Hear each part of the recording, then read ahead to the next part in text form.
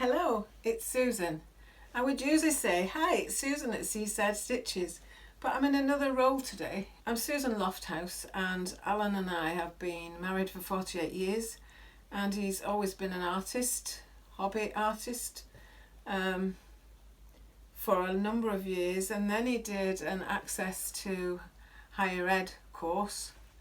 I don't know when that was, in the 90s, and it was probably in his mid-late 40s, and he then went to do a 4-year degree at University of Central Lancs in Preston, which is where we lived. We'd moved to Preston because we downsized because I did a psychology degree, I don't know, 100 years ago,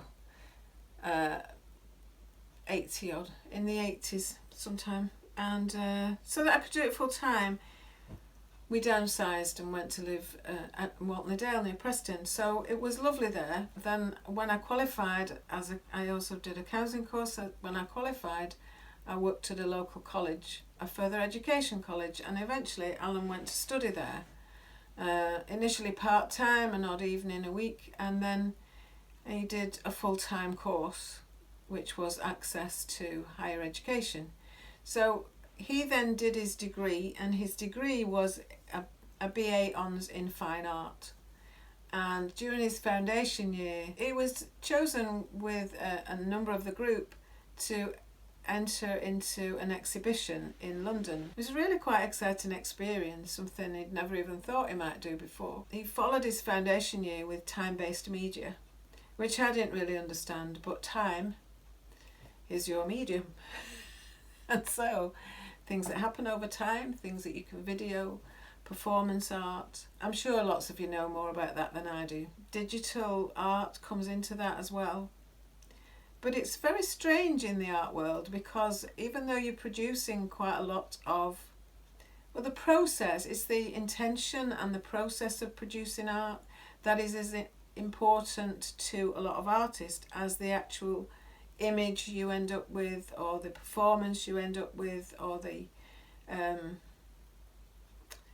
engagement value of it with your audience. And it all is, it's a very large and varied process, and it can sometimes be a strange thing to actually try and sell your art. You can exhibit it, and you can exhibit it with a price that you kind of think, well, no one would pay that, so you don't you don't actually enter into it with a commercial notion.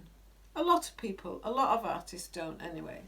And he didn't do something like illustrating, which does kind of lead down a more of a commercial route, or screen printing, which again can stay in the art world, or it can also be quite again, a commercial side to it. And also with sculpting and clay work, modelling, you can, and fashion, they tend to have more of an outlet into the commercial world and professional world. And being an artist, sometimes you can, I don't know, I'm just making assumptions on the edge of this world, really, that you can feel you're kind of selling out. I know Damien Hirst got a lot of stick in the time that he kind of created things and made hundreds of thousands of pounds for things that he was selling out. I don't know if that's the case, if that it was a strange kind of thing that his art became commercial with a huge C, but only for a minority of people that could actually buy it. And so it's a strange thing actually trying to decide whether you will charge money for your art. And also, because very similar to a lot of crafting and sewing and knitting, there is an element that it's meant to be, it's just a creative talent, and why would you charge for it? You would just share it, wouldn't you? Or you would donate it, or people give quilts away that they've spent hours and hours and hours working on, that have cost them, must sometimes have cost them hundreds of pounds, and yet they gift them. And that's a wonderful thing. But sometimes some kind of expectation arises out of that, that you will just give your art away. I think we've been locked in a little bit of that. So anyway, we've made a decision.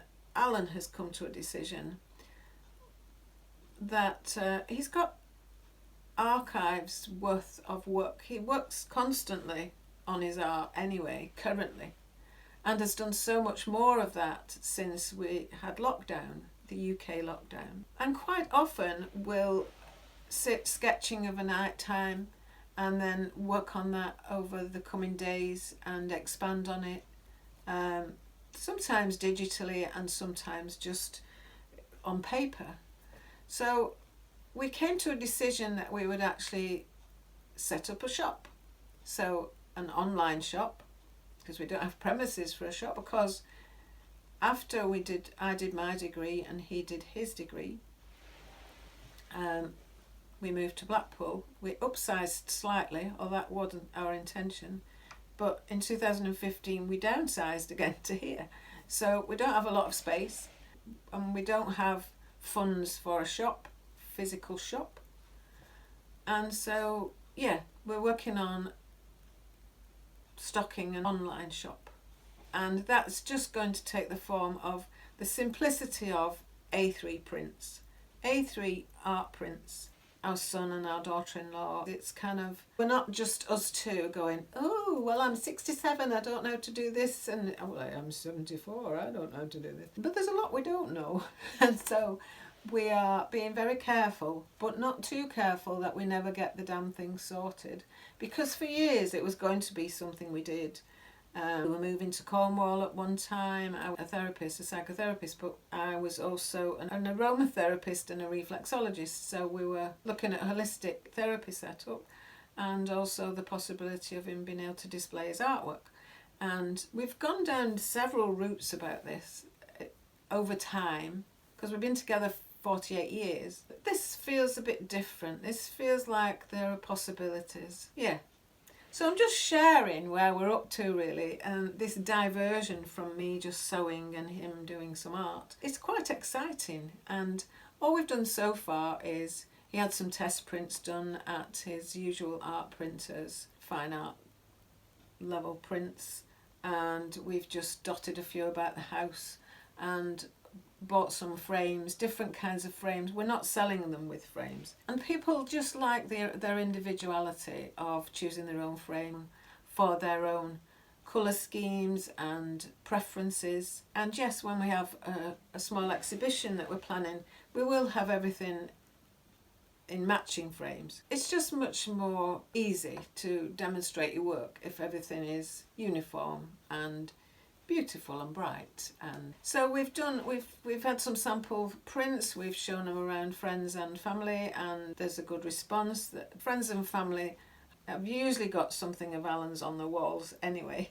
But yeah, so then we're going to do some proper market research about how many people do actually like them or not. But the thing is, he's got such a vast range, because he's also a photographer and he does digital imagery as well. So there's so vast a range of things that he does. So for years he's just kind of doodled what he thought was doodling, and then it's only in the last 2 or 3 years that he's realised, come across it somewhere and found it to be called Zentangling. So who knew, but he was Zentangling for about 30 years before it was known as Zentangling, in mainstream known as Zentangling. And all these colouring books, mindfulness colouring books of many patterns and things. He's been doing that for years and years. So there are ranges of that evolve into whatever they evolve into. There are pen and ink drawings that he's done, cross-hatching and sketching in just a normal fashion, copying photographs to a really kind of precise degree. Can't think what else. Just kind of abstract things as well. Yeah, so there's lots of different, I think what the word is, the different spheres of his work, but also you'd see once it gets going, you see. Yeah, so there's lots of really vibrant, bright colours. I'm just trying to kind of share. I'm quite excited. Kind of watch this space, see what happens or what doesn't happen. So as I'm talking on here, he is busy colouring in something or readjusting something that he'd set out on the computer, that he'd drawn in his sketchbook, that he's scanned in, at the same time copying and adding things to it and from other pictures in his book. And it's really quite fascinating to watch him. He's a very shy man and would not be wanting really to be videoed, but at some point, you never know. He's joined a Zoom group of other artists and he's really getting on well with that and with the people in it, and it helps to free him up really.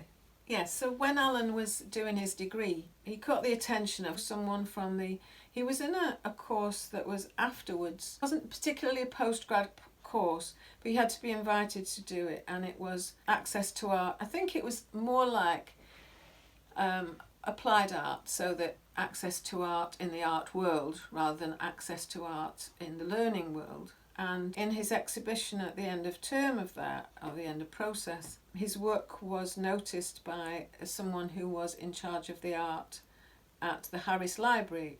It's Harris Library and Museum in Preston. And it's a wonderful place. When you go in, there are two big staircases that go up to one side and right up, and then there are other landings, but just up there. And he was offered the opportunity to provide an exhibition using those staircases, the dual matching staircases. So he did that, and that's really quite of an accolade. You know, that was part of their digital aesthetic, I think. Yeah, they were running, the gallery was running a digital aesthetic theme, and as part of their digital aesthetic theme, Alan was asked to create things for both staircases, and he did something that was, he got the angles of the staircase and created his pictures so that they ran parallel to the stair rails. It was really quite good. So what was lovely about that was our son had just started uni at that point, and we went to visit him, and he had put his dad's the clipping from the Lancashire Evening Post on his wall, on his cork board, and that was really quite, it's like nose crinkling, isn't it? It's like, oh, how lovely that he would do that, that he's got his dad he's at uni and he's 19 and he's got a picture of his dad from the paper and the article with it. So that's lovely. So I don't know what the word is, but anyway, some of his work has been seen. Yeah, so my next task is to create a website. And so we may be Lofty Art and Design Prince. We don't know who we are yet. But I was like that with the Seaside Stitches. We live by the sea. We're in Lancashire, if you hadn't noticed from my voice. And yeah, so thank you for listening. Bye.